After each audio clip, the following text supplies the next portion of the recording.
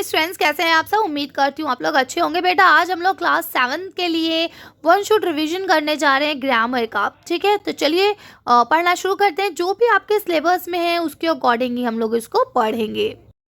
देखिए, सबसे पहले तो आपको इसमें इस्म की तारीफ पढ़नी है। तो आपको पता है किसी भी शख्स, जगह या चीज़ के नाम को हम लोग इस्म कहते हैं। ठीक है, और इस्म की कितनी किस्में होती हैं? 2 किस्में होती है, एक इसमें मार्फा और एक इसमें नकरा।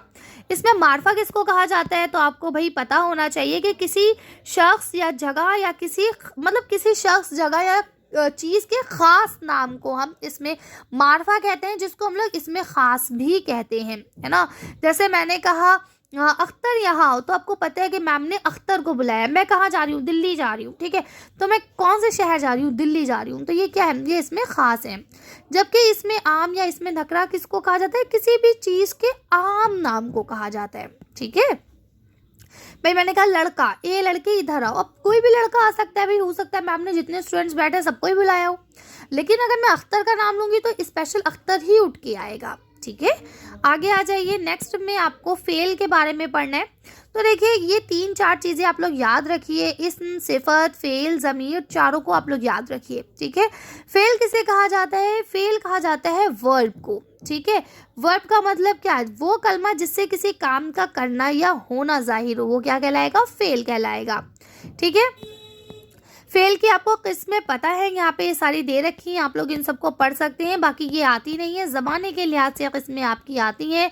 फ़ेल माजी यानी कि जो गुजरे हुए ज़माने में किया गया हो, फ़ेल हाल जो अभी कर रहे हैं, और फ़ेल मुस्तकबिल जो आने वाले टाइम में हम करेंगे। तो इस तरह से ये 3 किस्में होती हैं आपकी फ़ेल की। ठीक, आगे आ जाइए। नेक्स्ट आपका जो सवाल है ये सिफत के ऊपर है कि भाई सिफत किसे कहते हैं। तो आपको पता है इस्म की जगह इस्तेमाल होने वाले लफ्ज़ को क्या कहा जाता है? ज़मीर। ठीक है, और इस्म और ज़मीर की जो तारीफ़ बयान करे या उसकी बुराई बयान करे उसको हम लोग सिफत कहते हैं। तो देखिए, यहाँ लिखा हुआ भी है कि वो लफ्ज़ जिससे किसी इस्म की अच्छाई या बुराई जाहिर हो, वो क्या कहलाता है? सिफत कहलाता है। ठीक है, इस्म की भी और ज़मीर की भी। ठीक है, ज़मीर किसे कहा जाता है? जो इस्म की जगह पर इस्तेमाल होते हैं। सिफत की किस्में आपकी नहीं आती हैं, सनाए बदाएँ आपके काम की नहीं है। ठीक है, लेकिन फिर भी एक बार तशबीह को पढ़ लीजिए। तशबीह कहा जाता है जब किसी को किसी के बराबर बताया जाए, है ना, तो उसे तशबीह कहते हैं। बाकी ये तशबीह आपके नहीं आएगी, इसे जाने दीजिए। अब बात कर लेते हैं मुतज़ाद अल्फाज पर। मुतज़ाद अल्फाज कहा जाता है उल्टे लफ्ज़ों को, जैसे कि इब्तिदा का इंतहा, आगाज़ का अंजाम। ठीक है, तो ये सारे क्या है? ये आपके मुतज़ाद अल्फाज हैं, उल्टे लफ्ज़ हैं। ठीक, तो आप यहाँ से पढ़ सकते हैं। बाकी डिटेल पढ़ने के लिए मैंने अलग से वीडियो अपलोड कर दी है, वहाँ से आप लोग पढ़ लीजिए। मुतरादिफ अल्फाज कहा जाता है जो सिनोनियम्स होते हैं, कि दिखने में तो अलग हो लेकिन मीनिंग सेम हो। जैसे आसमान, आसमान का मतलब भी आसमान है। फलक, फलक का मतलब भी आसमान है ना। चिराग मतलब भी आसमान है। अर्श मतलब भी आसमान है। तो इन सब का मतलब क्या है? एक। ठीक है, ऐसे ही देखिए यहाँ जन्नत, जन्नत मतलब भी जन्नत, बहिश्त मतलब भी जन्नत, फिरदौस मतलब भी जन्नत, और इरम मतलब भी जन्नत। ठीक है, तो ये कुछ दिए हैं, आप लोग यहाँ से पढ़ लीजिए, क्योंकि वन शॉट रिवीजन है। डिटेल में आपको अलग से पढ़ाया गया, यहाँ सिर्फ आपको रिवीजन कराया जा रहा है कि कौन सी चीज़ क्या होती है।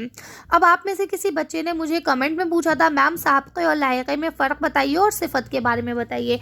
तो देखिए बेटा, सिफत कहा जाता है जो तारीफ़ बयान करे, जैसे अभी मैंने ऊपर आप लोगों को सिफत की डेफिनेशन बता दी। अब साबिक़े कहते हैं जो किसी लफ्ज़ के आगे लगे। ठीक है, साबिक़े किसे कहा जाता है? जो लफ्ज़ के आगे लगे। जैसे देखिए, अन लगा सब लफ्ज़ों के आगे, अनजान। ठीक है, अनपढ़, अनमोल। ठीक है, अनथक। ठीक, तो मतलब ये होता है यहाँ पे कि ऐसे लफ्ज़ जो आगे लगाए जाए। ठीक है, अहले दिल, अहले वतन, अहले ख़ानदान।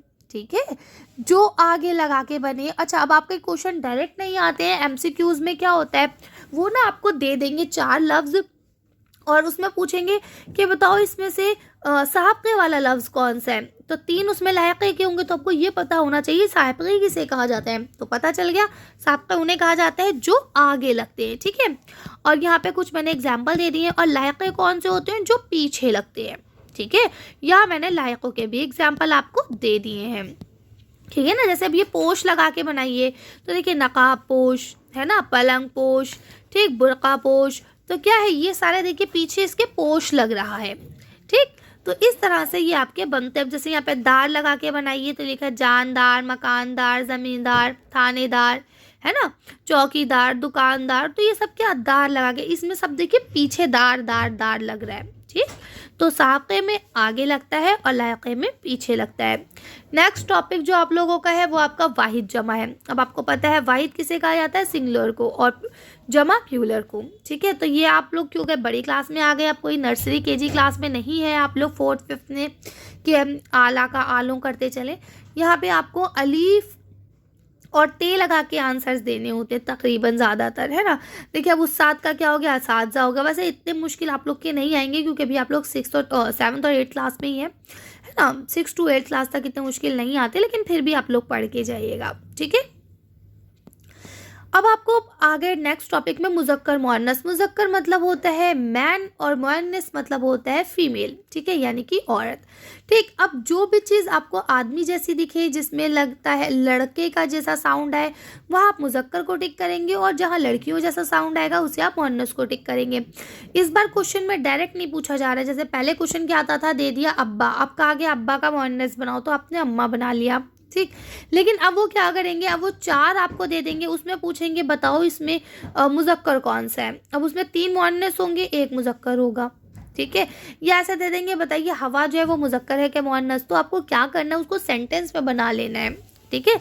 जैसे आप उसे सेंटेंस में बनाते हैं तो वो क्लियर हो जाता है कि वो मुज़क्कर है या मुअन्नस। जैसे मान लीजिए वो पूछेंगे हवा, हवा मुज़क्कर है मुअन्नस, तो आप बताइए हवा चल रही है या हवा चल रहा है। हवा चल रही है ना, तो चल रही है इसका मतलब क्या हो गया, मुअन्नस हो गई, ठीक है। बर्फ़, तो बर्फ़ क्या था, बर्फ़ जम गया या बर्फ़ जम गई, ठीक है, बर्फ़ जम गया, ठीक। तो वहाँ पे वो मुज़क्कर हो गया, ठीक है। बादल, बादल गरज रहा है या बादल गरज रही है, गरज रहा है, तो वो मुज़क्कर हो गया, ठीक है। तो जहाँ पे लड़कों जैसा साउंड है वो मुज़क्कर, और जहाँ लड़कियों जैसा साउंड है वो मुअन्नस। बाकी यहाँ पे आपको दे ही दिए गए हैं, ठीक है। अब यहाँ थोड़ा सा आपके ख़त के बारे में बताया गया है कि ख़त और मज़मून कैसे लिखे जाते हैं। ये सब आपके अलग से टॉपिक में अपलोड है, वहाँ से आप लोग जाके देख सकते हैं। इसके अलावा अब आपका और कोई भी चीज़ ऐसी नहीं है जो सिलेबस में शामिल हो। आपके जो एप्लीकेशंस है 2 दिन की छुट्टी की हो, या सेक्शन तब्दील कराने की हो, या आपके जो मज़ामीन है जैसे होली का हो त्यौहार, कौमी त्यौहार हो या मजहबी त्यौहार हो, तो उन सब टॉपिक्स पे मैंने मजमून बना दिए हैं, उन सब पे वीडियोस बनी हुई हैं, तो वो आप वहाँ से जाके देख सकते हैं, क्योंकि इस शॉर्ट वीडियो में हम उनको इंक्लूड नहीं कर सकते थे, ठीक है। चलिए, तो उम्मीद करती हूँ आप लोग का पेपर अच्छे से जाएगा। बेस्ट ऑफ लक, अच्छे से पेपर दीजिएगा। मिलते हैं नेक्स्ट वीडियो में। Thank you for watching.